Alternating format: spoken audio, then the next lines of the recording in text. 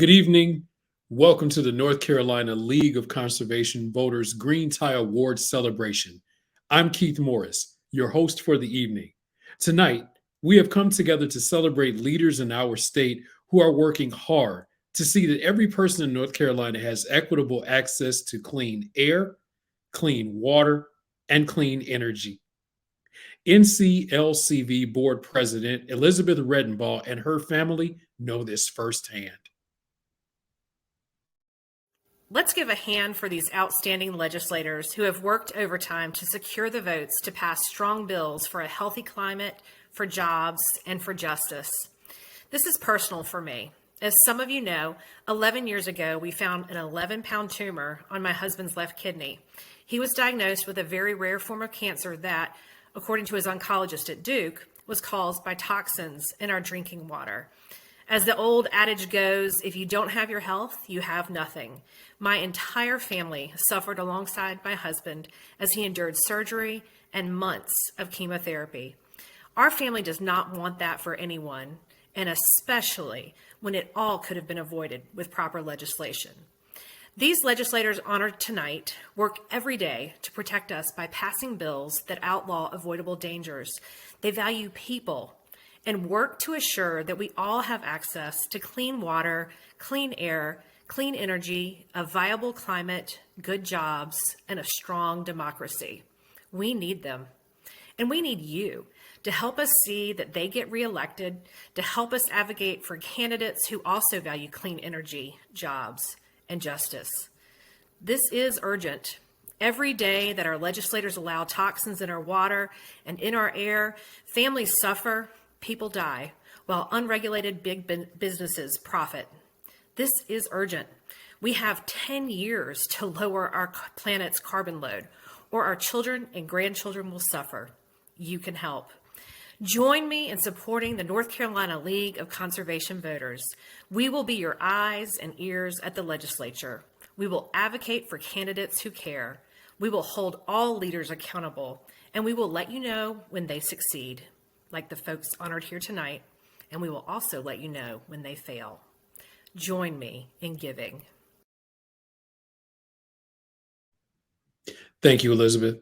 With an ongoing pandemic and a mounting climate crisis, there's never been a more critical time for citizen-led accountability. Our oceans are rising, coastal communities are flooding, storms are becoming more intense, and once again, our summer heat was record-breaking. But for all the ways our changing climate is affecting you, it is even more pronounced for people living in frontline communities, communities that are disproportionately home to people of color and those with fewer financial resources. It is also more pronounced for the elderly and for small children. All this comes at a huge financial and human cost. It has never been clearer. We are running out of time to course correct. It is not enough to just care deeply about climate change. It's not enough to simply think all communities should be treated fairly. It is time for action on those beliefs. NCLCV works to elect leaders like you'll see tonight and then make sure they turn your priorities into law. We will be there as your eyes and ears at the legislature, helping you hold our leaders accountable. We will work to make sure our leaders and our laws reflect and serve the communities that are often impacted first and worst by environmental injustice. And we believe we can't have a healthy environment without a healthy democracy. For more on our work, check out this video. Accountability, an obligation or willingness to accept responsibility for one's actions. Who do we hold accountable for the failure to protect public health, for the deadly chemicals in our drinking water, for the assault on our democracy? Of course, we are all responsible, and many of us live up to those responsibilities.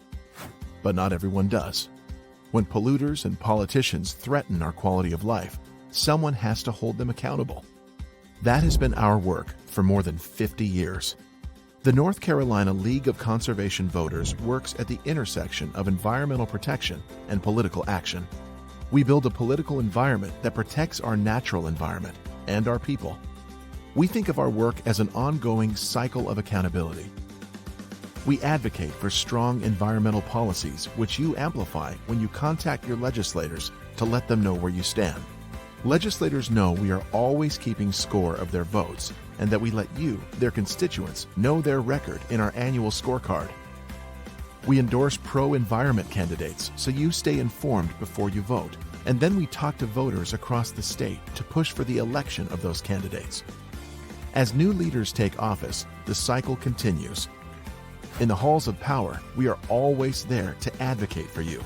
But the cycle of accountability requires your participation.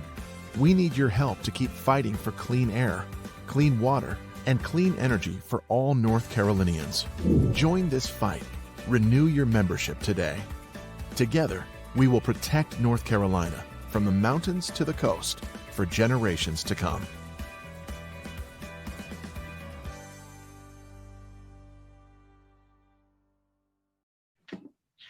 Accountability. That is our mission, and we thank you for supporting this important work. If you'd like to renew your membership in this fight tonight and help us fulfill our mission, it's easy. If you're watching on Swell, just click the Donate Now button below the video. If you're watching on Facebook, text NCLCV to 474747.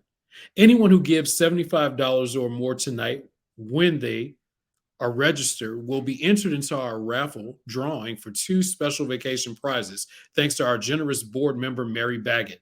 One at her Blockade Runner Resort in Wrightsville Beach and another in the mountains. You may also see your name on screen or hear me give you a shout out. Along with Mary and the Blockade Runner, I'd like to take a moment to recognize some of our other generous sponsors who have given $2,500 or more to support tonight's festivities and our work. Jim Overton and Mary Mountcastle, Brad Standback, Replacements Limited, Wallace and Norton, Kerry Clark, Linda Edmiston, the Environmental Defense Fund, the Natural Resources Defense Council, Barefoot Press, and the Southern Environmental Law Center. Thank you so much for your ongoing commitment to this cause. Now, let's hear from 2 leaders working each day for clean energy, a strong democracy, and a livable climate. Dion Delegati and William Barber III. Earlier this year, Governor Cooper hired Dion Delegati to be North Carolina's Clean Energy Director. In this policymaking capacity, she focuses on efforts to promote clean energy in North Carolina, including negotiating energy legislation, advancing regulatory efforts, and implementing Executive Order 80 and the state's Clean Energy Plan. An Air Force veteran, Delegati was previously the Environmental Defense Fund's Director of Southeast Climate and Energy. That followed 6 years at the Atlanta EPA Regional Office as Congressional and Governmental Liaison and previous service at the Ohio EPA and the City of Dallas. A graduate of North Carolina Central University and the University of North Carolina School of Law, William J. Barber III is the Strategic Partnership Manager of the Climate Reality Project's Climate Justice Initiative. He is the co-chair of the North Carolina Poor People's Campaign Ecological Justice Committee and serves on the North Carolina Department of Environmental Quality Secretary's Environmental Justice and Equity Board. We are delighted to have them with us tonight to discuss environmental justice and our clean energy future. And good evening to you both. Good evening. The governor recently signed a bill which codifies his clean energy plan to get us to carbon neutrality by 2050. This is great progress, but NCLCV and other environmental and energy organizations are concerned the bill allows Duke Energy to profit on the backs of low-income North Carolinians and allows them too much wiggle room to get out of a clean energy transition. What more can we do to hold Duke's feet to the fire, force a more rapid adoption of wind and solar, and prevent more natural gas build-out and protects ratepayers? Certainly. Would you like me to go first, or William, would you like to jump in? All right. So as you mentioned before in your intro, I think it is essential and dire that we act on climate, and the governor believed that firmly. And that is part of why we work to negotiate the climate bill that you're talking about, the Climate and Clean Energy Bill. The dialogue related to affordability and this bill has been essential. It's been very important. We fought very hard to get stronger affordability components and programs attached to this bill. But at the end of the day, there were philosophical differences among the legislators who were working on the bill. And we were forced to compromise on something that we know is not sufficient to tackle the affordability issue. However, we did feel that there were multiple different levers that we could work on that and intend to work on that, but we felt that this was an essential and key place where we could tackle climate change in a way that we could not in another time or another space. So we worked hard with many of the legislators that this organization supports on a regular basis, and came to what we ended up with in the bill, and that was codifying the state's clean energy goals, requiring the Utility Commission to ensure that Duke gets to 70% reduction by 2030 and net zero by 2050. And so this gives the Utility Commission new tools and a North Star for achieving these goals that they haven't had before. And I think that will be essential. Again, we were unable to get as much as we wanted on some of the other issues, but we know we have other avenues and we have to keep working on those things. Thank you so much. Mr. Barber. Thank you. Yeah, to chime in on that, as was said, the bill, there are some things to be considered and commended in the bill. The bill calls, as Dion mentioned, for reducing greenhouse gas emissions 70% by 2030. That's important. In the midst of a climate and environmental crisis, that's important.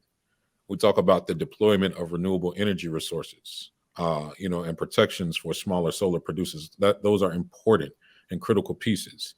However, the affordability piece has to be central in our understanding and our measure of success when we're looking at climate action. The Utilities Commission estimated that Duke Energy customers could see rates go up by 4.5% by the end of this decade under this current bill. So when we say that there is work to do, that is not to be taken lightly. And there's no estimate yet on the impact that that could have on electricity rates.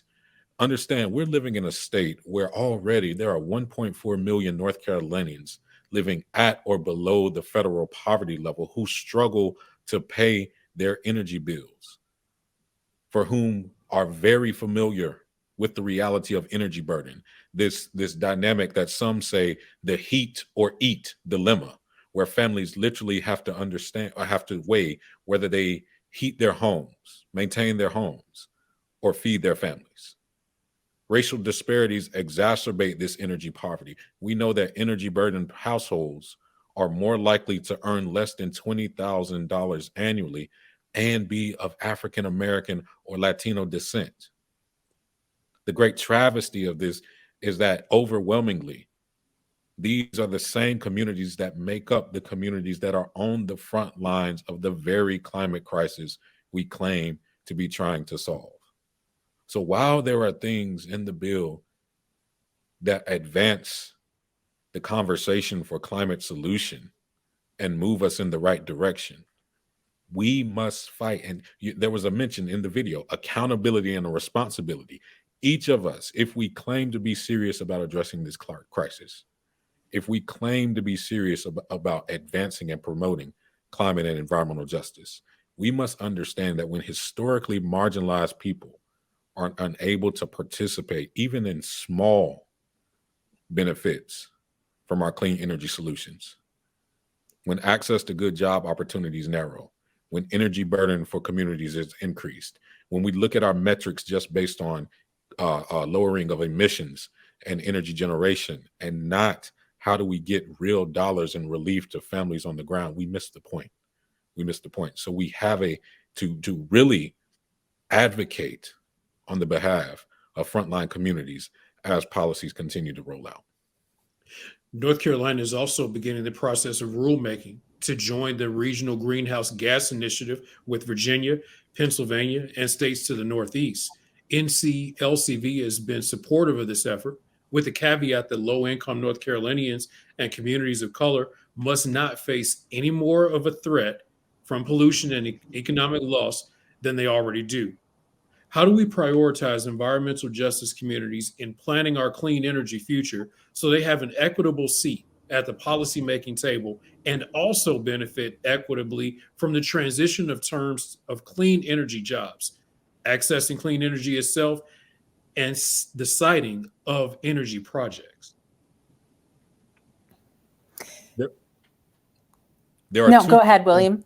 Well, thank you, Dion. There are two concerns really that come to mind when we talk about prioritizing EJ communities in this conversation. The first is hotspotting. Any implementation of RGGI can and must avoid hotspotting, where we see energy producers shift energy generation to cheaper polluting sources that are in frontline communities, even while they may decrease emissions statewide. We cannot have that reality happen in the state if we're talking about equity, if we're talking about environmental justice. Additionally, we have to avoid any imposing of emissions reduction costs onto ratepayers who are already in the middle of a pandemic, already, many cases, struggling to pay their utility bills. There are ways that we can do this.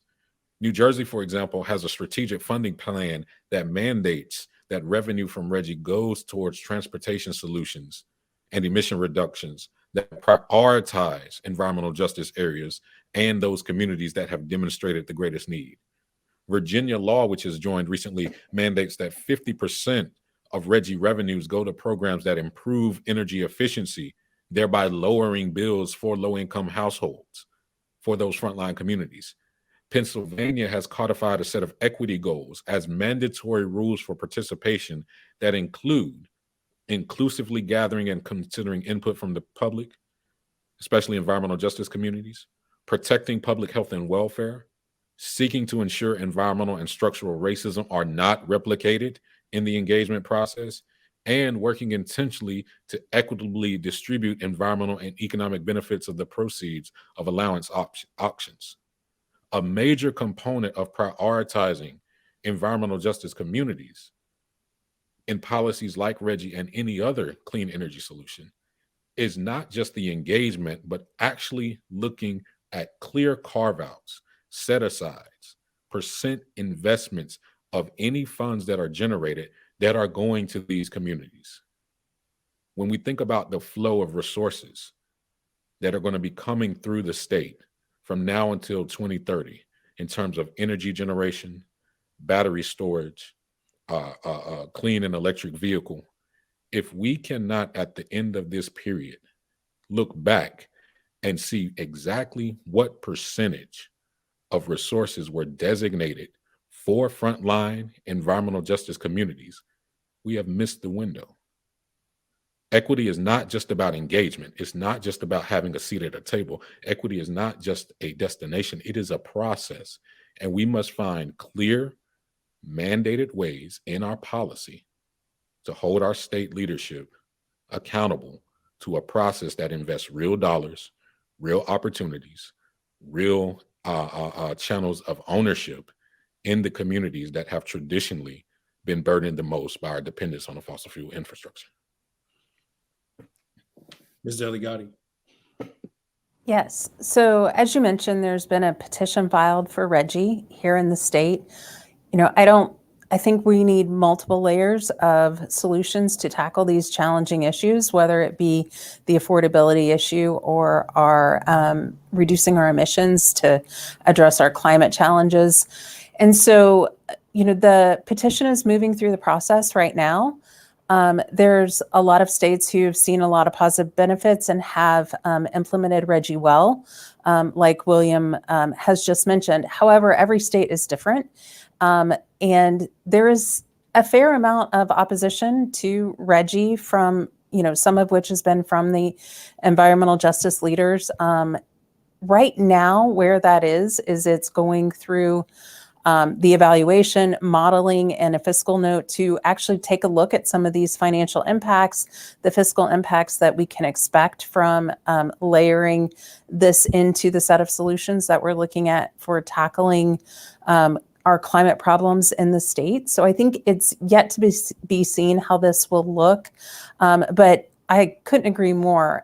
It is essential that we have all the voices at the table, frontline communities especially. And I think no matter what suite of solutions that we look towards, we need to have complementary programs that drive jobs in the clean tech industry and renewable industries.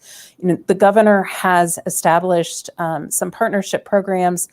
Halifax Community College has a apprenticeship program in the solar space.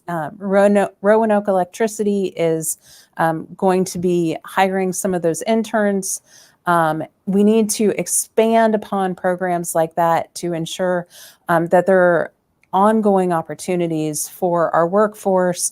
We have also, the governor's staff and Commerce have developed the wind supply chain study that takes a look at the manufacturing opportunities and the jobs that can be associated with us trying to achieve the goals that were set forth in the bill that we've had here in the state for a long time, and whether or not we're able to attach that to RGGI and have those funds. There's a dedicated pot of money with any state that joins RGGI that goes to community benefit. And so what that would look like in North Carolina is not clear yet, because our implementation here would potentially be a little bit different than what we see in other places. It would be a consignment auction. And so we really need to ensure that under that paradigm, we would have the ability to direct these funds in the ways that we see fit and see important to provide benefit to those most in need. Governor Cooper is joining forces with President Biden's administration, Virginia Governor Ralph Northam, and Maryland Governor Larry Hogan to accelerate offshore wind projects in the Southeast and to make our state a leader in the wind energy manufacturing supply chain. Unfortunately, some of the same local governments and trade groups that helped us stop the previous president's offshore drilling campaign are now using the same concerns about our coastal tourism and fishing industries to oppose offshore wind. How can we change their minds and bring them in as partners rather than opponents? So I think, what we see is that, everyone is seeking the opportunity to have safe, reliable, and affordable power. And what that really means is they want power that does no harm economically to individuals and no harm economically to communities. And I think there are fears that there will be impacts to the economic drivers along the coast, tourism and things of that nature. From the stakeholder groups that I've been in and participated in associated with the offshore wind leases, that is the big concern that most of these communities have, and they'd like to see them moved a little bit further out. But what the reality that we've seen further up the coast is that there haven't been negative impacts on tourism where there's offshore windmills. In fact, in some cases, they've seen increases. So I think continuing the dialogue and education to reduce fears, always respectful conversation, and really listening to what these fears are based on and trying to identify solutions is important. And, again, the cost of no action is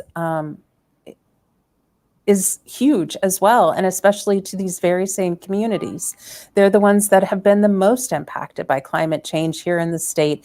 They've faced the burden of multiple hurricanes over the past several years, and the flooding and the rebuilding and the power outages that are associated with that. So if we can find solutions that drive clean energy and can actually help support tourism as well as bringing new jobs to the manufacturing supply chain in that area, that's a huge benefit on multiple layers to multiple communities. Mr. Barber? I very much agree with Dion on this issue. It's that, conversation and continued education is a crucial piece of kind of climbing this curve collectively. Those fears, those concerns are warranted. But as was mentioned, there have been studies that have shown that there are multiple co-benefits, of coastal wind. There was a study published by the University of Rhode Island that looked at tourism on Block Island, where turbines were easily within view of the island. And it showed that tourism actually increased the year after the wind farm was built.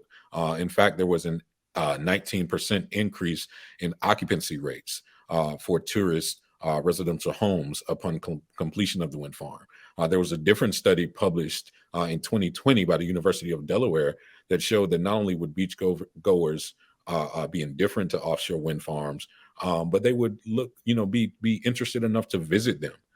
There are also additional co-benefits to marine life, to the fishing industry that have been seen. In Block Island, the wind farm there has already seen a boon to recreational fishing because there is a new habitat for the base of food that attracts larger fish sought by locals and vacationers.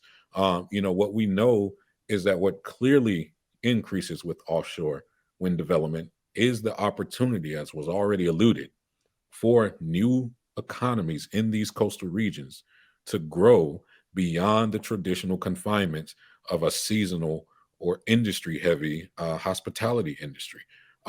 These projects bring new employment to the area. They offer coastal residents the chance to find new careers.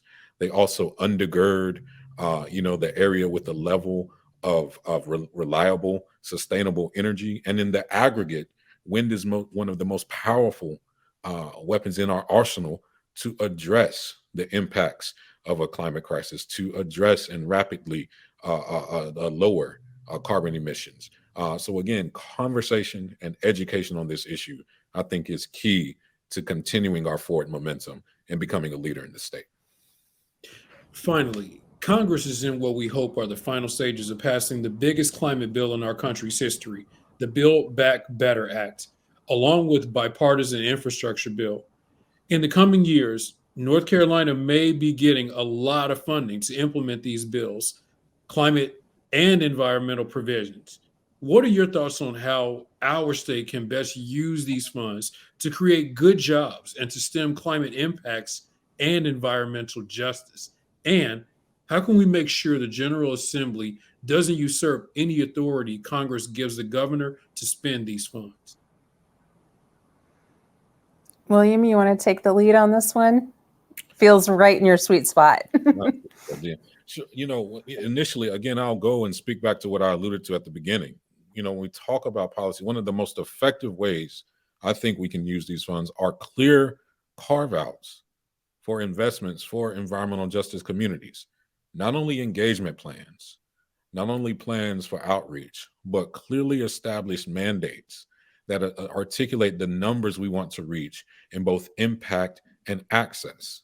When we look at the Build Back Better program, one of the most powerful aspects is the 40% carve out of all clean energy and climate investments mandated to go to frontline BIPOC environmental justice communities. North Carolina could do the same thing. And we must do the same thing if we're serious about addressing equity, promoting environmental justice, and building and protecting, building a clean economy that protects frontline communities and all North Carolinians. When we look again at the number of dollars that pass through the state from now till 2030, we need to be able to clearly point to where there were clear, established, mandated investments for energy generation, energy storage, clean transit that went directly to the communities that needed the most. And when we talk about environmental justice communities, recognize that the opportunity is not just for workforce development, but is also for community ownership in a number of these projects.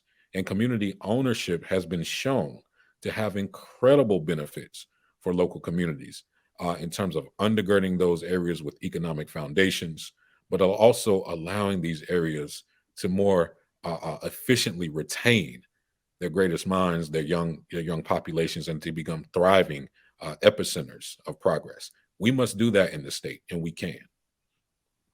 The last word. No, I agree so much with what William just said there. I think, you know, us investing both in infrastructure as well as programs that support a just transition is essential. And everything from the individual investments in homes, energy efficiency, weatherization, things of that nature, to broad scale system infrastructure, transmission and distribution, ensuring that we can get the electrons from the coast to the population centers so that they can, that we can use the potential of offshore wind to actually meaningfully support our needs in the state, but also, again, building on these programs that provide job training. And like William said, we need ownership. We need community solar programs. We need innovatively designed programs that seek to solve multiple solutions, like many of the things that Roanoke Electric is doing. You know, they've done investments in demand side management, and then that has then in turn been reinvested into solar programs, and they're now looking at the benefits of vehicle to grid, battery electric integration, and all sorts of things. And I think wisely investing this, I do think it's important to focus on frontline communities. Again, expanding the job training programs, investing where we know that there's opportunities for the supply chain for offshore wind, and continuing to expand our clean energy jobs in the solar industry here in the state. And you know, we are hearing rumors that the proposed CEPP is likely to change. And it may be more incentivized and things of that nature. But I think one of the good things that we are hearing is that those incentives, states like ours who have clear climate goals will benefit largely from those things. But we need to build upon what we've already started with the CARES Act funding. And the Cooper administration already started with energy efficiency and weatherization investment with those funds. So I think it's important that we do a real analysis to see where we need to complement, where we have gaps and need further investment, so that we ensure that we utilize these dollars to the greatest benefit to help the most people. Dion Deligatti, William J. Barber III, thank you both so very much. You've given us a lot to think about. Thank you. And thanks to all of you who have tuned in. If you're tweeting about what you hear tonight, please use the hashtag green tie hashtag, and let's see if we can get this event trending. Remember, you can share this video with your friends on social media just by clicking the share now button below if you're watching on Swell, or the share button if you're watching on Facebook. Let them know why they should tune in and enjoy this with you. And if you find yourself fired up and wanting to support this work, please give tonight. It's easy. If you're watching on Swell, just click the Donate Now button below the video. If you're watching on Facebook, text NCLCV to 474747. Thank you to our generous donors who are giving our work a boost as we speak. Thank you so very much to our recent donors as well. Kate Dixon, former State Representative Lucy Allen, Barton Colbreth, Lisa Price, Houston Wallace, Dr. Forrest Toms. Thank you all so very much. You make tonight and NCLCV's work possible. Here's a great example of what you're making possible. Montravius King is the newest member of the NCLCV team. Montravius is our Clean Energy Campaigns Director, Elected in 2013 to the Elizabeth City Council at the age of 22, he became one of the youngest elected officials in the nation at that time. That year, the North Carolina NAACP awarded him their Political Action Trailblazer Award, and the following year, the Young Democrats of North Carolina named him their Young Elected Official of the Year. You'll see why.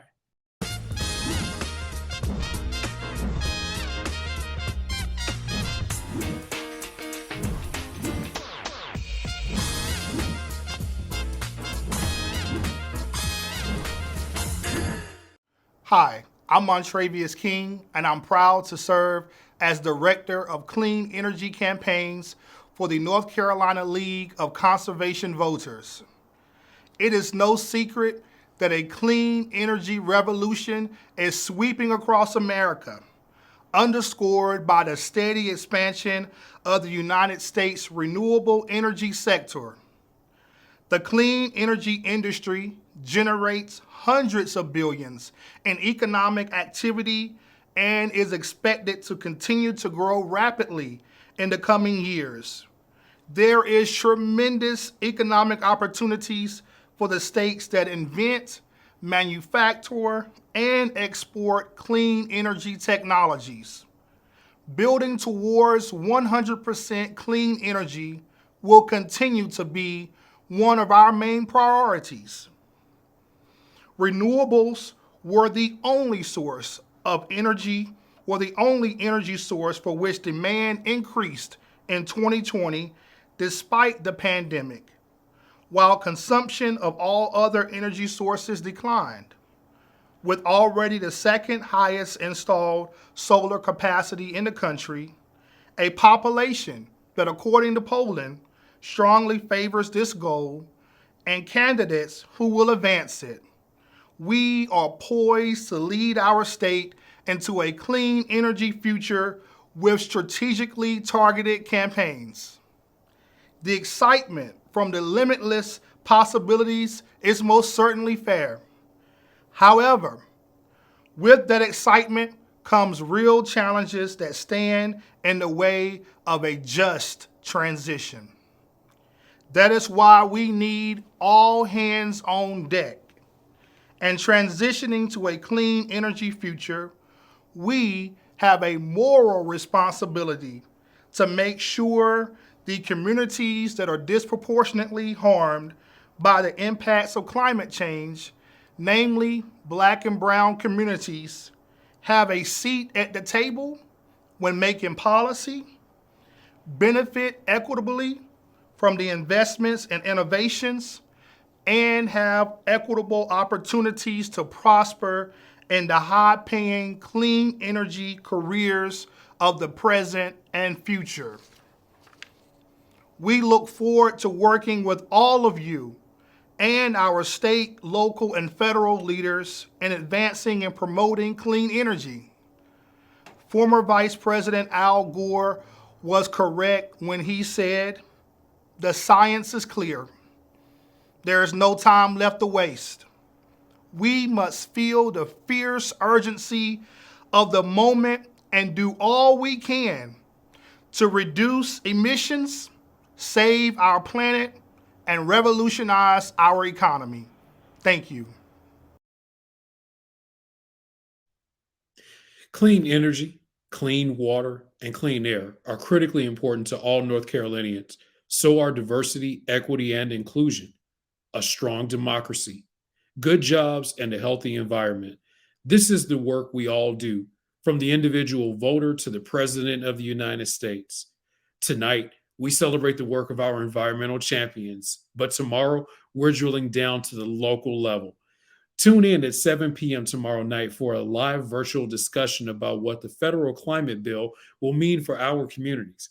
One of tonight's awardees, Senator Natalie Murdock, will moderate an awesome panel of mayors from across North Carolina who are supporting President Biden's Build Back Better Act.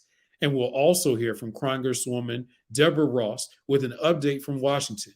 You won't want to miss it. Tune in on YouTube or Facebook Live on our sister organization's page, the North Carolina League of Conservation Voters Foundation, at NCLCVF. The event is sponsored by the Foundation's Power the Vote team and Dream Corps Green for All. Speaking of sponsors, I want to thank some of our recent donors for chipping in tonight. Our former Green Tie winner, Dr. Lawrence Cahoon, our mobilization director, Rashad Gibson, board member Bob Kingery, Foundation board president Mary Beth Powell. Please join them tonight by texting NCLCV to 474747 or by clicking the Donate Now button below on Swell. And now, a look at why your vote matters and why we must fight to expand ballot access for disenfranchised communities. That will be followed by Dan Crawford, our Director of Governmental Relations, who will present our first award of the night.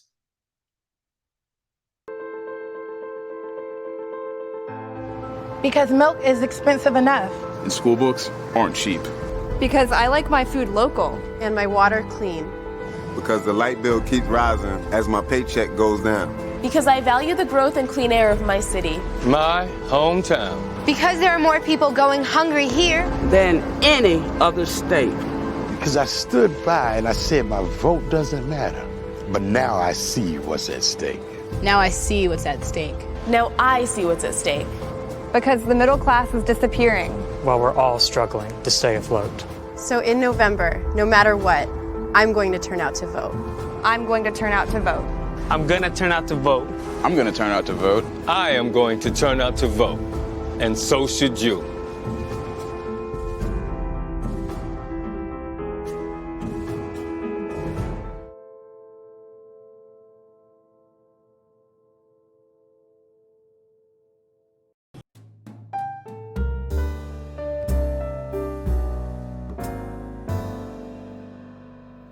Our first awardee of the night is a great example of local leadership. Bazir Razak grew up on a farm in Costa Rica, but in more recent years worked for the North Carolina League of Conservation Voters Foundation, serving his Winston-Salem community through the Power Up program, where he still volunteers his time. An organizer at heart, Bazir has now taken his public service to a new level. Last year, he started Uncle B's Organic Farm and Garden, a 100% organic farm and nursery company which provides organic food to low-wealth communities globally, creating good-paying, environmentally friendly jobs while educating people on the importance of organic gardening. Uncle B's works with elementary school youth and their teachers to cultivate an ongoing school gardening program, and with homeowners to start community gardens. Basir strongly believes that urban garden is beneficial to a community's health and well-being. His mission is to reduce the impact of food deserts in low-income areas and make sure residents of all ages have fresh and nutritious food available to live a healthy life. His goal is to have a garden in every yard or at least in every community, which he believes is vital to fostering both a clean environment and healthy economy. I'm happy to call Basir a former colleague, so it makes me even greater honor to award him the 2021 Catalyst Award.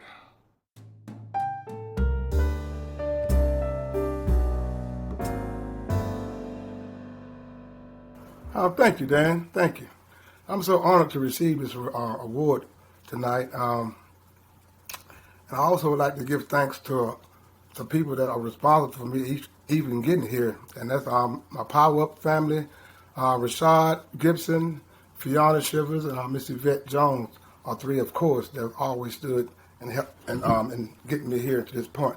But how I got started was back in 2016. I was hired on the voter registration team as a team leader, and I learned how to canvass. And during that time, it was wonderful, and I learned about community.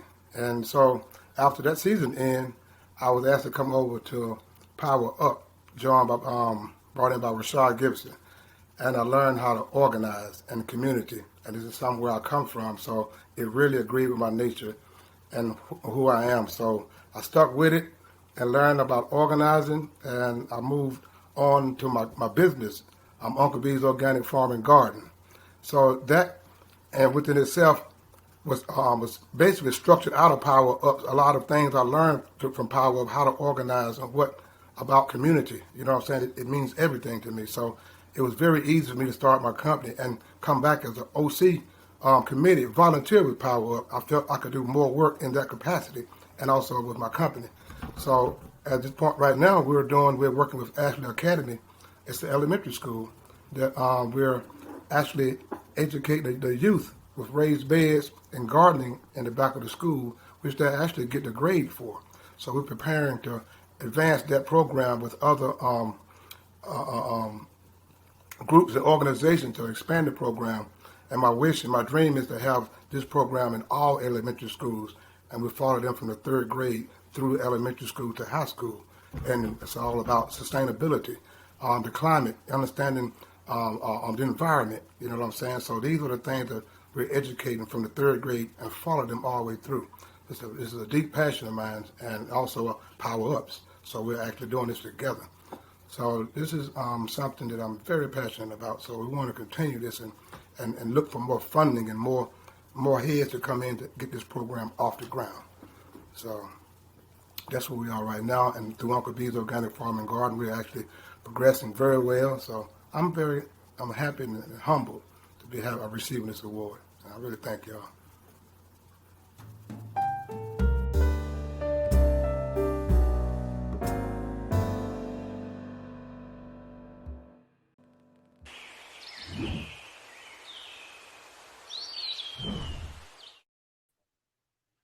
Thank you, Bazir, for going to bat for our shared values, especially in these challenging times. Folks, when Bazir thanks NCLCV for this award, he's not just thanking Dan and the staff or Elizabeth and the board. He's thanking you. We are a membership-driven organization. We rely on you to amplify our message to your leaders. We rely on you to support leaders like tonight's honorees and get more of them elected. Folks who are valuable and viable advocates of climate, good jobs, and a strong democracy. We rely on you to give generously to support this work. You are the heart of NCLCV. We appreciate our members, both new and renewed, like some of our donors that would like to highlight tonight, including Catherine Seligman, Tony Reevy, board member Dan Brewer, former board member Kelly Coney. We thank you all so very much for your generous support. We appreciate all of you, and whether it's $5 or $10, it all adds up. And $75 enters you into a raffle for one of 2 amazing getaways, one at the beach and one in the mountains. So keep it coming. And remember to share this event on Facebook and use the hashtag #GreenTie if you are tweeting about it. Now, we're honored to hear from Bill McKibben, American environmentalist, author, and journalist who has written extensively on the impact of global warming. He is the Schumann Distinguished Scholar at Middlebury College and founder of the climate advocacy group 350.org. He has authored a dozen books about the environment, including his first, The End of Nature, about climate change. Hello, friends. This is Bill McKibben. What a pleasure to be joining you. It's the height of autumn here in Vermont, and I bet that means that it's beautiful down in the mountains in North Carolina as well. And I am so grateful to you all. This is a real occasion, the Green Tie Awards, and just to think of you there in Raleigh, well, it does my heart good because I know that North Carolina has been one of the absolute centers of this struggle in recent years. I know that it's an awfully hard place to work in certain ways, the long arm of Duke Energy making everything interesting. And so I am exceptionally grateful for the work that's going on we watch from a distance with admiration and try to help when we can. And just to know that people around the rest of the climate movement and the environmental movement are paying careful attention to the work that happens there. We know that it's as a kind of purple state in the middle of the strange, chaotic flux that is American politics. It represents truly important outcomes that we all can learn an enormous amount from. And we're so, so grateful to you all for the work that you're doing. Thank you. This is urgent. You can help. Right now, Congress is finalizing the Build Back Better Act, and fossil fuel polluters are working overtime to water it down and stop our progress toward a clean energy future. We have an easy way to contact members of Congress and tell them to pass the bill ASAP. Just go to nclcv.org/buildbackbetter. Our young people are the ones who will have to contend with the consequences of our actions or inactions long after we're gone. Help us give people like our next guest the future they deserve. Despite having just graduated high school last year, Isa Deering Benton is already an accomplished scholar in her junior year at Howard University. She attended an early college high school program where she was able to take college courses at North Carolina Central University. She is double majoring in history and environmental science and is a White House intern on environmental equality. She is incredibly passionate about environmental justice work and the climate crisis, not just the science, but its social implications. Isa strongly believes that climate change will remain the number one priority on the legislative agenda for the rest of our lives. Given the severity and scope of the crisis, she is interested in analyzing climate issues through a race, class, and health lens. Use that hashtag #GreenTie on Twitter and invite your Facebook friends, young and older, to come be inspired. Click that share button above or below the video. Tell your friends to hop on and watch Isa.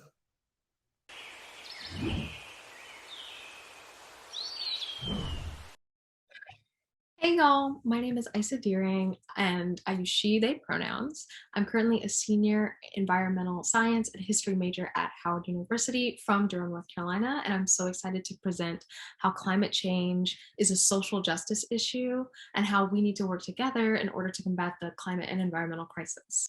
When I learned about environmental and climate issues, the issues that were addressed were like sea level rise and polar bears losing their habitat. And while those issues are very important, they just felt very distant from my everyday experience. And I saw racial equity issues as something of greater priority for Durham.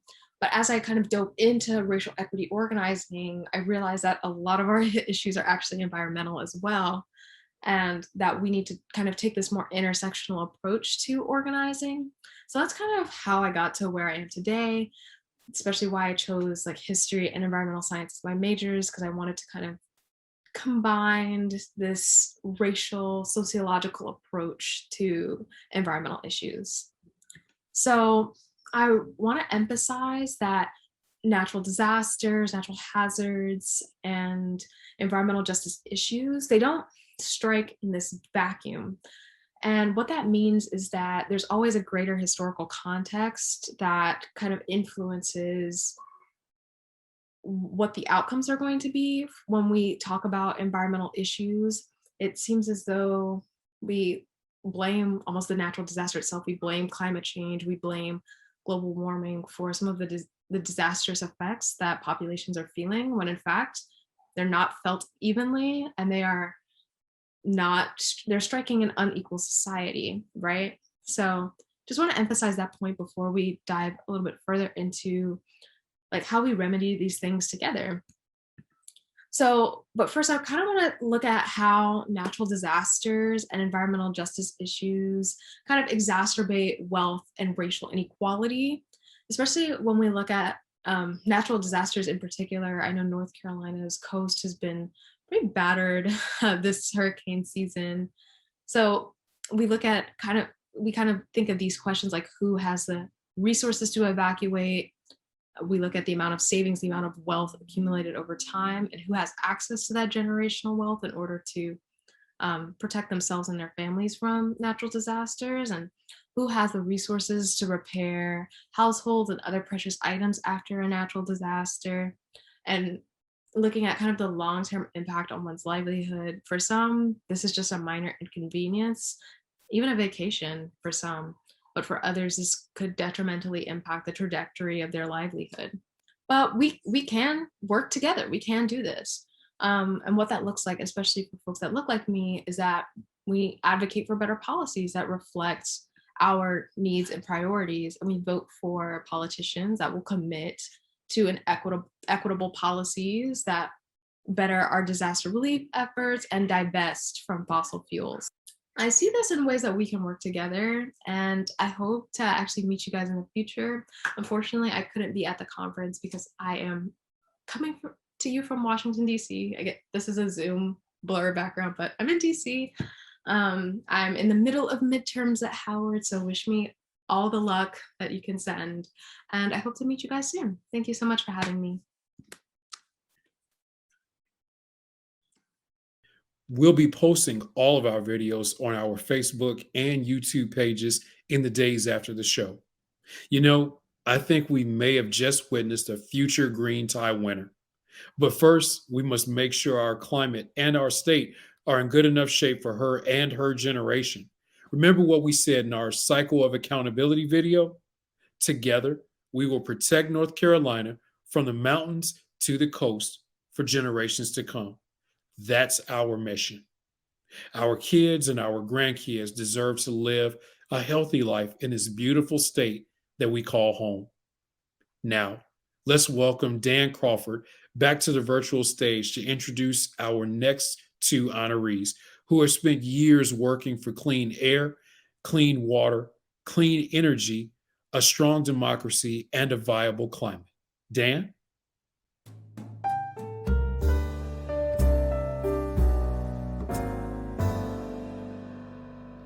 This year, we have two defenders of the environment awardees who not only fight for our environmental values, but also our democratic values. The first is no stranger to the green tie stage. She is a tireless advocate for the environment and has multiple awards for those efforts. But this year, she's getting an award wearing a different hat. We are the North Carolina League of Conservation Voters. We believe that guaranteeing everyone's freedom to vote is paramount to our work. Without a healthy democracy, we can't have a healthy environment. This honoree is one of the hardest workers in her caucus on democracy issues. She led negotiations on House Bill 1169, the bipartisan law that helped make 2020 election a safe and fair contest in the middle of a global pandemic. This year, she filed House Bills 437 and 495, which are model redistricting legislative reforms. She has sponsored the Fix Our Democracy bill, which deals with voting rights, money in politics, campaign finance disclosure, redistricting, judicial independence, and many other actions to strengthen our democracy. She has also led the way on defending against bad legislation like Senate Bill 636, which would have shielded dark money donors from sunshine. I could go on, but you get the point. Representative Pricey Harrison is on the front lines of protecting our democracy and our environment, and we gladly bestow our Defender of the Environment Award to her for 2021.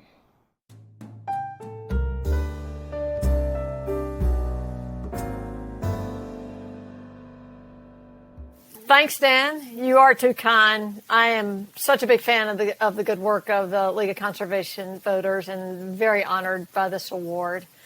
Protecting our democracy is so important to protecting our environment and our public health, and it's been my life's mission to work on both of those issues in tandem, because from my perspective, they're inextricably linked.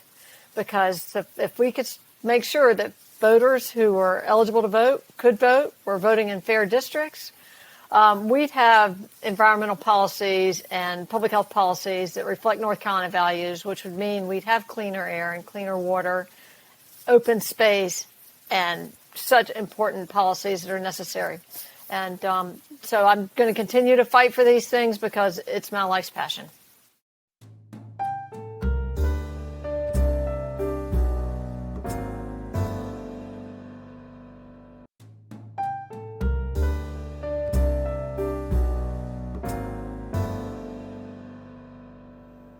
Senator Natalie Murdock is our next Defender of the Environment awardee. As I said earlier, citizens must be able to vote so they can choose leaders who will advance their values, including their right to clean air, clean water, and clean energy. Senator Murdock was appointed to the Senate in 2020 and has hit the ground running. She has been both a behind-the-scenes and out-in-front fighter for our democracy. She works behind the scenes to make sure her caucus has all they need to fight bad legislation. She has led floor speeches on voting rights and is claiming the role as the pro-democracy leader amongst her Senate colleagues. Senator Murdock's speech on anti-protest House Bill 805 laid bare the sponsor's false claims and was recognized as a model against anti-democracy legislation. She helped organize a delegation to Washington to promote For the People Act and the John Lewis Voting Rights Act. Senator Murdock does not hesitate when asked to fight anti-democracy or anti-environmental legislation. We look forward to watching what is next for this rising Senate leader. It is my honor to award Senator Natalie Murdock the Defender of the Environment Award.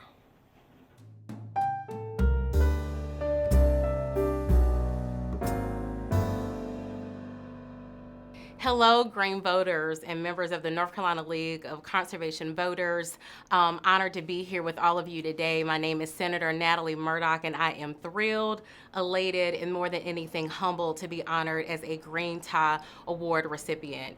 Myself and so many other of my colleagues that have been champions for the environment for years. Myself, it goes all the way back to the days where I would literally dig through my parents' trash in the event that they were not recycling to remind them of the symbols that were readily available to them to know how to properly recycle. Have been a champion of the environment for some years, which led me to run to be a soil and water supervisor serving Durham County before becoming a state senator. So when the opportunity presented itself for me to serve my entire state as a state senator, was honored to do that, and even more honored to serve on the North Carolina Agriculture and Energy Committee. So just really, really honored to be here and continue to serve all of you in a greater capacity. The Green Tie Award means so much because not only am I a green champion, but I pride myself on being a brown green girl. It is very important to me that legislators of color are also at the forefront of not only the environmental movement, but making that connection to our everyday communities, which I will talk about a little bit later. Let's touch on climate change. I've been a huge champion for Black maternal health this year, and folks actually miss the connection to climate change. If you live in an area that is hotter, that does not have the best environmental quality, best air quality, that can impact your ability to have a full-term and healthy birth. So issues that folks don't even link together and imagine really are impacted by climate change. Being that I am 37, I do believe that the younger the folks are, I can't tell you how many young people in middle school and high school write me letters from all over the state. They're really concerned about climate change and global warming. It is the issue of our time. So being that I'm also a millennial legislator, it is on the top of my list to look at the intersection of all of these issues and how it impacts the environment. Environmental justice. We know that our planet is getting hotter. Right here in North Carolina, we're having more and more storms that are more severe, from flooding. I have family in Wilmington. They have to have credit cards that they put to the side, knowing that they will be forced to leave their homes possibly every year. But what if you can't afford that? What if you simply don't have the opportunity to put away $1,000, $2,000 to stay in a hotel until FEMA can figure out a way to give you assistance as we have more and more storms? We have to talk about resiliency. We have to talk about how we're going to build communities that can withstand these storms. One of a million reasons that show us why we have to take climate change very, very seriously, including right here in our backdoor North Carolina. Also in Wilmington, having issues with the quality of their water. So many reasons to continue to be a green champion. I'll end with talking about voting rights. Honored to also be selected alongside Pricey Harrison in Guilford County. We had the opportunity, along with Representatives Ricky Hurtado and Representative Candy Smith, to travel to D.C., to go directly to our U.S. senators and implore them to do something about voting rights. I shared during that rally that I come from a legacy of fighting and protesting. My own ancestors marched alongside the World War IV to fight for equality. Voting rights continue to be the issue of our time. It's not only voter suppression, but fighting to make sure that your vote is heard, fighting to make sure that when you go to the ballot box, that vote will not be questioned and that vote will not be thrown in the trash. I will continue to be a green champion, a fighter for the environment, as well as a fighter for voting rights and justice for all. North Carolina League of Conservation Voters, I thank you again for this esteemed honor and pledge to you that I will continue to serve you in the General Assembly each and every day as a green champion. Thank you.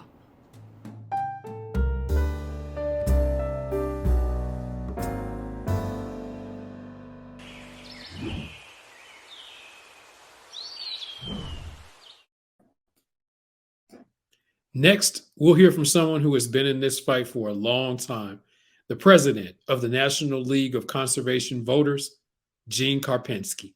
Gene, thanks for joining us tonight. Thanks so much. It's great to be here. I don't think other than last year, I have not missed a Green Tie event in person for about 10 years. So I really miss getting down there. Let's hope next year we can do all this in person and really get to celebrate. Hats off to Carrie, who stays behind the scenes, but is the leader of North Carolina LCV. Dan is the front man, and Dan's fantastic. Elizabeth, thanks to all the great board members that you built in the great organization. So congrats. We're great partners. Just so you know, Carrie's on our board, the national board of LCV. So all good with that. So as you remember, Carrie showed that cycle of accountability, and one of the pieces of that is elections. Congrats to all those folks who won awards, the elected officials, and others who are doing all the great work. We work a lot on elections. As you remember, I talked last year about how North Carolina was a critical state as we looked at the map of the country in terms of what elections were going to happen. And let's be honest, we didn't win every race in North Carolina. President Biden didn't win North Carolina. You didn't win the Senate seat, but you reelected a great, fantastic governor in Governor Cooper, a great attorney general, Josh Stein, some new House members that you sent to Congress, and some state legislators as well. So there were some really good pieces, but not everything was perfect. But a shout out to Governor Cooper for all his leadership in so many ways. And as we know, elections have consequences. So we didn't win. Biden didn't win North Carolina, but he won barely, but enough around the country. So we do have a new president. And thanks to his excellent choice, we now have Michael Regan, the head of your local EPA, now running the EPA in Washington, D.C. He's a fantastic choice. He's a visionary leader. He's got a lot of tough work to do, but we're great to have Michael Regan on the national team. Thanks for having him do so much great work with the folks down there in North Carolina for so many years before that. So that's a great piece. And I think as a couple of y'all alluded to, this is an historic moment because elections do have consequences at the national level. We do have a new president who cares deeply about climate change. We have a new Senate leadership who cares deeply about climate change. We have Speaker Pelosi, still Speaker of the House, and she cares deeply about climate change. And we're on the cusp.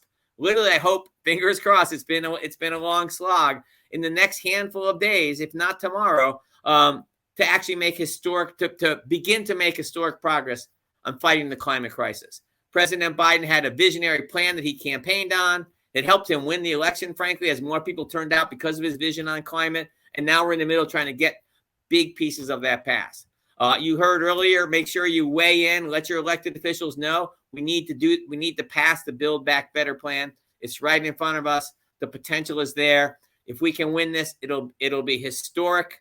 It'll be transformative. It'll be the biggest investments in climate change we've ever seen. It won't be everything. We're still going to need to do more work. We're going to have to make more progress in the states. We're going to have to use executive authority by Michael Regan at head of EPA to do some executive regulations and rules as well. But if we can pass this bill in the next few days, it'll be historic and transformative. So thanks for all you've done to help us get to this place. Thanks for being a part of it. And by the way, thinking about elections, we'll still look ahead to 2022. And yes, North Carolina will be important again. Both the state legislatures with new redistricting, which will be a complicated process, as you all know better than me. The U.S. members of House will have different districts, trying to make sure we get more champions there as well. And as you know, an incredibly important open Senate seat. We need a climate champion to come from North Carolina to give us a bigger pro-climate majority in the United States Senate, and North Carolina can help make this happen. So thanks for all the great work you all do. Thanks for your great leadership and your team. Congrats to all the people who won awards tonight. And let's keep fighting. We're in this together. We have a chance to make historic progress in the next few days. Let's get it done. Thanks, folks. Thanks again, Gene. What we do here tonight and in the days to come will decide the future of our state and our country. Spread the word, click that share button, and keep giving to enter yourself for a chance at our vacation prizes. Again, click the Donate Now button below if you're on Swell, or text NCLCV to 474747. Thank you so much to Melvin Montfort, State Representative Joe John, Board President Elizabeth Redenbaugh, tonight's honoree, State Representative Pricey Harrison, Carolyn George, Ethan Blumenthal, our new Boards and Commissions Director, Kerry Wiggins, Halsey, and Hoyt Hilliker. Thank you all so very much. And by your generous donations are helping to ensure our future is successful. Speaking of success, our final two awardees have spent a lifetime building the environmental protection framework that has made North Carolina such an attractive place to live, work, and play. For the last time tonight, we return to Dan.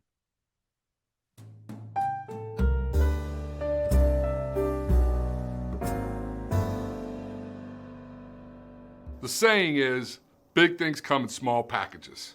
And that cannot be truer of our next award winner, the first of two stalwarts we are recognizing tonight for their long careers working on the public's behalf. Molly Diggins was the first and only director the North Carolina chapter of the Sierra Club had for 22 years. In fact, the Charlotte Observer proclaimed her a guardian of the environment, saying you cannot name a single issue in North Carolina that Molly has not been involved with in the past 20 years. The Clean Smokestacks Act, the Renewable Portfolio Standard, stormwater protections, and every other clean air, clean water, and conservation in our state have benefited from her leadership. Not only was she a fierce advocate, but quickly rolled up her sleeves to fight any rollbacks to existing protections. For that, Governor Cooper awarded Molly North Carolina's highest honor, the Order of the Longleaf Pine. At the legislature, we often played the role of good cop and bad cop. It's sometimes bad cop, worse cop. I'll let you decide who played which role, and we might argue on any given day who got to play what. Though she retired from the Sierra Club, I may bump into her more now than I did when she was working full-time. Just last week, I saw her at a fundraiser with Governor Cooper bending his ear, I'm sure, about environmental protections. I am honored to give Molly Diggins our Jane Sharp Lifetime Achievement Award.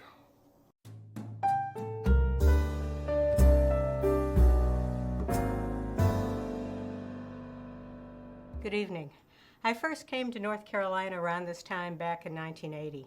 I was just coming for a few weeks. I ended up staying more than 4 decades. North Carolina's natural beauty has captivated me all of these years. But it was the people I met here, people like yourselves, who engaged me on the issues. It was their passion, their knowledge, and caring for people and places that inspired me. You know, it's easy during these troubled times to romanticize past victories, to think it was easier then, whenever then was. It wasn't. Time and again, it seemed some challenges were just too big. We'd never get there. But think about it. How many times have we stopped drilling for oil and gas off our coast? How many polluting coal-fired power plants have we retired in our state? And where would we be today if we had given up on the Clean Smokestacks Act, or making large-scale clean energy possible by passing the Renewable Energy Portfolio Standard? Then there are our much-loved public lands. The pandemic has connected North Carolinians with these places in new and deeper ways. Just think for a moment about some of the many places we have helped to protect for future generations. DuPont State Park, gorgeous state park, stopping the road to nowhere in the Smokies, the multi-year fight to stop the Oregon Inlet jetties, protecting wildlife and refuges by challenging the outlying landing field, and so many more hard-fought successes. But there's more. Over the years, we continued to insist that big money couldn't trump environmental justice concerns. Community groups successfully defeated plans to put Titan cement on the banks of the Cape Fear River, or to turn rural North Carolina into the Yankee dump of the East Coast with mega landfills. Today, it is impossible to overstate the importance of this moment. We have a long road ahead and time is short.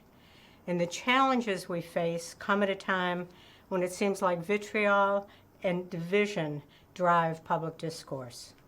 Let me say this. The environment is essential. It intersects with nearly every aspect of our lives and every social issue. It's time that we recognize that climate change is a human rights issue and one that we must address together. Although the challenge is bigger than anything we've faced, I am confident we can prevail.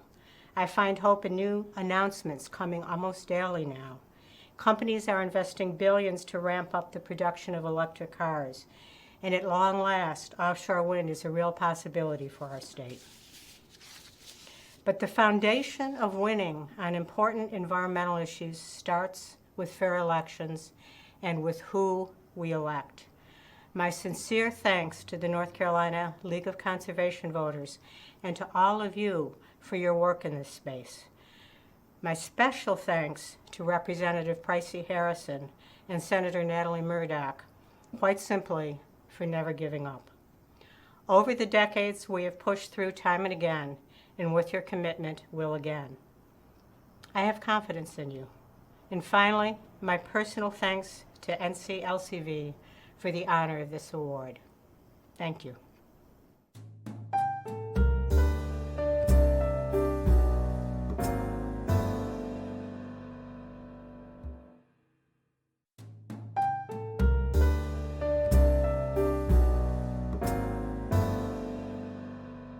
Last, but certainly not least, for more than 20 years, Jane Pryor was a gentle giant in the North Carolina environmental community at Environmental Defense Fund.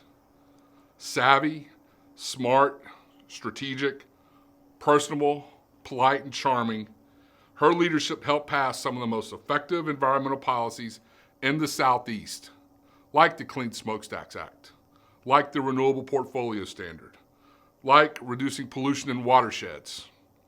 Beyond that, she has been and continues to be a mentor for so many across our community who share in the daily work to advance our righteous cause. Jane's calm and focused approach made her highly successful. Her father chaired the Governor's Year of the Coast Commission. Her mother was an original board member of the North Carolina Nature Conservancy. Jane had it in her blood to become a leader within the environmental movement, and the state is a better place because of it. She's taught us all how to be humble in our victories, graceful in our defeats, and with unflinching eyes, ever fixed on the horizon, as well as marching forward together towards a cleaner, healthier, more sustainable, and more equitable future for all people. It is my honor to award Jane Pryor the Jane Sharp Lifetime Achievement Award.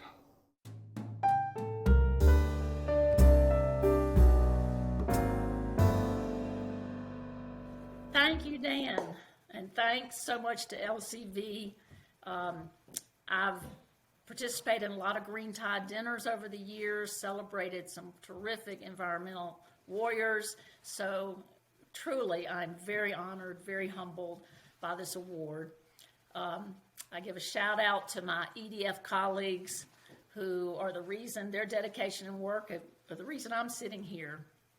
And it's special to share it with Molly Diggins, my colleague, and who is just an influential force in the environmental movement. and a truly superb political strategist. And really, first, I love this chance to tell Carrie Clark and y'all what a good friend she has been to me professionally and personally. I respect the work that Carrie and the team are doing with equity and inclusion, and how important that's going to be to help us push forward for the environmental and conservation community. Through LCV, I also met our one and only Nina Schlossberg Landis. And she has been such a model for many of us in the environmental movement with her fire and passion and willingness to get in the trenches and get things done. So she really walks the walk, or really for Nina, as we all know, she runs the walk, but she's been a terrific influence for all of us. So when I came to work at Environmental Defense Fund, I had had early career in professional tennis and college coaching, where, of course, sports, you get used to a lot of winning and losing. But at the end of the day, I could pick up my racket, go home. It didn't really change the world in any way. But what you're doing is impacting the world. And you're dealing with some tough opposition, with wins, losses, small steps forward, small steps backwards. And, you know, what's required of you is a deep reservoir of resilience and determination. So I know you can't pick up your racket and go home, and you better not do that either. So I have deep gratitude for the staff and volunteers on the front lines, for those of you serving on boards, for those of you stepping up with critical financial support to advance the cause. And, you know, you're all warriors, and you've got to keep replenishing your reservoir by getting out in the beauty of North Carolina or whatever renews you, because we need you to keep going. And the last comment I'll say is, you know, now watching the environmental community from a distance, I can see that your work is reaping dividends. It is paying off, because there is a more serious awakening among a broader constituency to how vital a healthy environment is to our lives, to our livelihoods.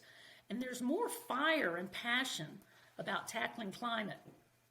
So yes, we're all facing some extreme opposition, but the forward movement is happening. And some of us looking at a little bit at a distance can see it. So thank you so much for this honor. Thank you for all the work every one of you is doing. Keep at it. We got to turn the tide. Thank you.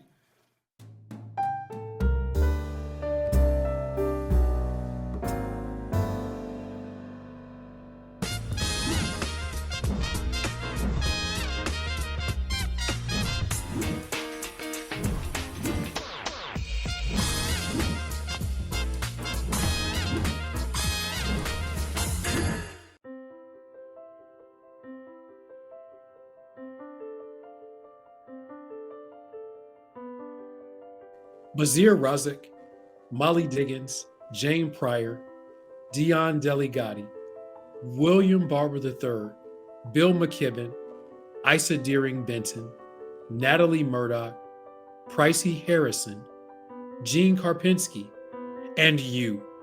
You give us hope.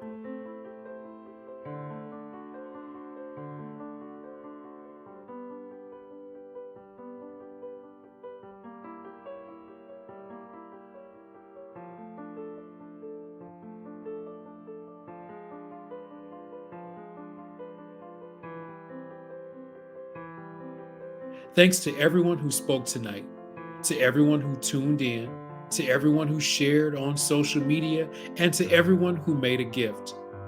We raised $76,344 because you decided that our state and our people are worth fighting for.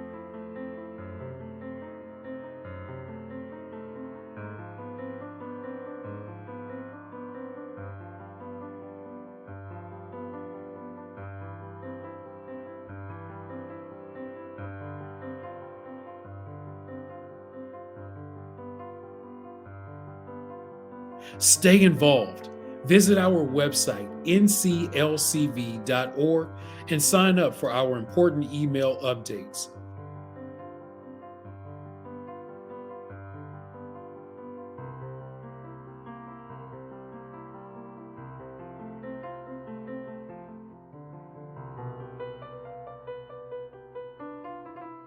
Follow us on Facebook, Instagram, and Twitter at NCLCV.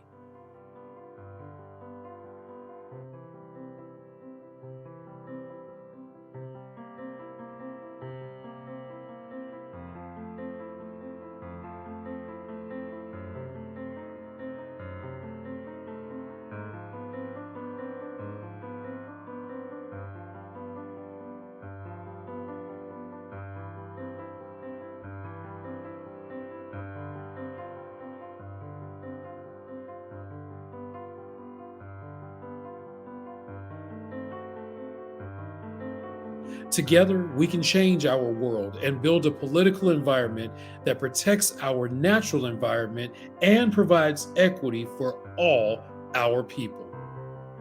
Thank you for sharing this evening with us. Have a good night.